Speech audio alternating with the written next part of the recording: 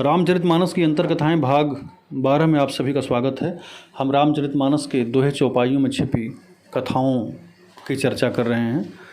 अगली चौपाई देखें। रंति देव बलि भूप सुजाना, धर्म धरेउ सही संकट नाना। दुष्यंत पुत्र भरत के कुल में राजा, संकृति के पुत्र रंति देव हुए।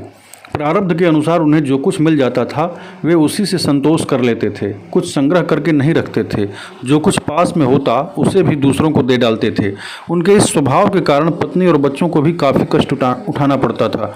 एक बार लगातार 48 दिनों तक उन्हें जल भी पीने को नहीं मिला। सपरिवार वे यह दुख भोग रहे थे।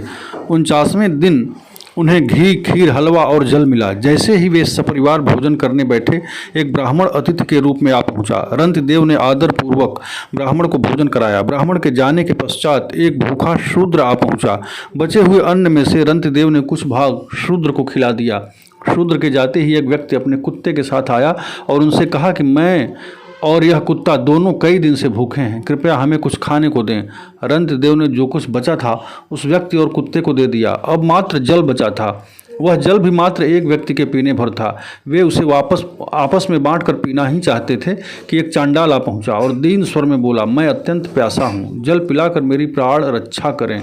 रंतिदेव ने वह जल चांडाल को दे दिया और भगवान का स्मरण करते हुए बोले, हे प्रभु, मैं सिद्धियों से युक्त परम गति नहीं चाहता, मुझे मोक्ष की कामना भी नहीं है। मैं केवल यही चाहता हूँ कि संपूर्ण प्राणियों के अंतःकरण में मैं ही स्थित हो जाऊं और उनका सारा दुख मैं ही सहन करूं, जिससे अन्य किसी प्राणी को दुख न हो। तभी 3 रूपों में रंतिदेव की परीक्षा के लिए आए हुए ब्रह्मा, विष्णु और महेश उनके सम्मुख प्रकट हो गए। रंतिदेव ने उनके चरणों में नमस्कार किया। उन्हें किसी चीज़ की कामना न थी। भगवान की कृपा से वे आसक्ति से रहित हो गए थे। यह कथा श्रीमद्भागवत के 9वें स्कंद के 21वें अध्याय में आती है। अगली चौपाई देखें। नदी पुनीत पुराण बखानी, अत्रि प्रिया निज तप बल आनी।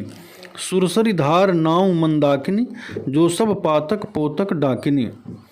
इस पवित्र नदी की प्रशंसा पुराणों ने की है, जिसे अत्रि ऋषि की पत्नी अनुसुईया जी अपने तपोबल से लाई थीं। यह गंगा जी की धारा है। इसका मंदाकिनी नाम है। यह सब पाप रूपी बालकों को खाल डालने के लिए डाकिनी यानी डायन रूप है। चित्रकूट के कामद वन में अनुसुईया जी अपने पतिदेव अत्रि मुनि के साथ निवास करती थीं। एक समय वहां अकाल पड़ा। सर्वत्र हाहाकार मच गया। लोगों को दुखी देखकर अत्रि मुनि समाधिस्थ हो गए। कुछ समय बाद उन्हें छोड़कर उनके सभी शिष्य चले गए। आश्रम में मात्र अनुसुईया रह गईं। वे भी अन्न जल का त्याग कर कठिन तप करने लगीं। वे नित्य शिव की आराधना करती थीं। उनका तेज अग्नि से भी अधिक बढ़ गया था।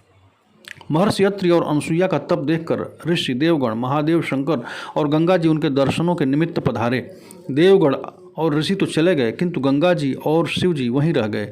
गंगा जी ने सोचा, ऐसी महान सती का मैं कोई उपकार कर सकूं तो मेरा आना सार्थक हो जाए। अकाल के 54 वर्ष बाद अत्रि ऋषि ने समाधि तोड़ी। आंख खोलते हैं उन्होंने अनुसुईया से जल मांगा। अनुसुईया कमंडल लेकर बाहर निकली और जल ढूंढने लगी। तभी गंगा जी ने प्रकट होकर उनसे पूछा, हे देवी, तुम्हें क्या चाहिए? जो मांगो मैं तत्काल दे सकती हूँ। अनुसुईया ने उनसे पूछा, इस निर्जन वन में आप कौन हैं? गंगा ने अपना परिचय देते हुए कहा, तुम्हारी तपस्या, स्वामी भक्ति और शिव आराधना से प्रसन्न होकर मैं यहाँ आई हूँ। तब अनुसुईया ने उन्हें प्रणाम करते हुए कहा, यदि आप मुझसे प्रसन्न हैं तो मेरे स्वामी को तृप्त करने के लिए जल रूप में परिणत हो जाएं। गंगा ने कहा, अच्छा, एक गड्ढा बनाओ, मैं उसमें जल रूप में आ जाती हूँ। अनुसुईया ने ऐसा ही किया और जल लेकर गंगा से प्रार्थना की, मैं जब तक स्वामी के साथ यहाँ नहीं आती आप यहीं विराजित रहें। अत्रि मुनि ने जल पीकर अनुसुईया से पूछा, इतना स्वादिष्ट जल कहाँ से लाईं? अनुसुईया ने कहा, आपके तप से प्रसन्न होकर स्वयं देवी गंगा यहाँ पधारी हैं। यह उन्हीं का जल है। अत्रि मुनि ने कहा, मैं प्रत्यक्ष उन्हें देखना चाहता हूँ। अनुसुईया उन्हें लेकर वहाँ पहुँची। अत्रि ने गंगा जी का दर्शन कर उनके जल में स्नान किया। उसके बाद गंगा जी वहाँ से जाने लगीं तो अत्रि और अनुसुईया ने निवेदन किया कि अब आप यहाँ से कहीं न जाएं। गंगा जी ने अनुसुईया से कहा, तुम अपने 1 वर्ष के तप का फल हमें दे दो तो मैं यहाँ रह जाऊँ।